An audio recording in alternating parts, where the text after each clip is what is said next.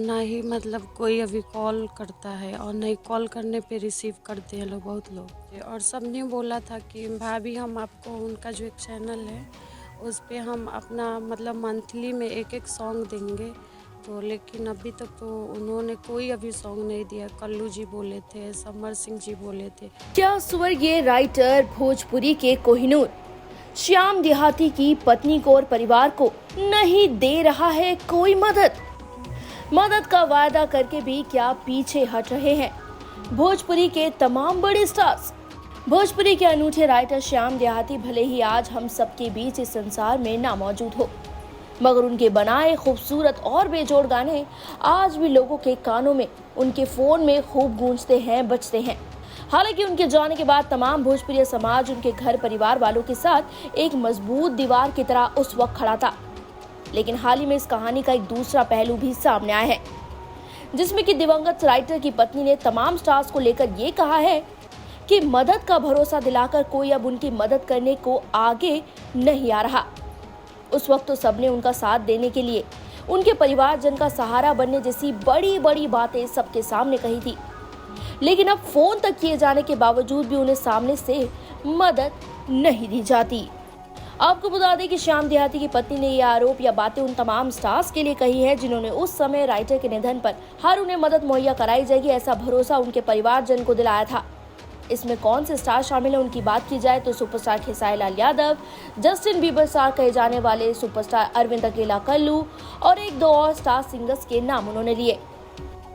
दिवंगत राइटर के अर्धांगिनी ने मीडिया के सामने ये कहा है कि मदद का वायदा कर अब सभी पीछे हट गए हैं, कोई उनसे अब बात तक नहीं करता और जब वो बात करने की कोशिश करती हैं तब भी उन्हें कोई जवाब नहीं दिया जाता। अब उनकी इन बातों में सच्चाई कितनी है और कितनी नहीं इसका तो पता नहीं, और खेसारी ने इस बात का जवाब क्या दिया ये भी नहीं। लेकिन हाँ, अरविंद अकेला कल्लू ने जैसे ये सब बातें सुनी तो उन्होंने क्या कहा वो जरूर हम आपको बता सकते हैं।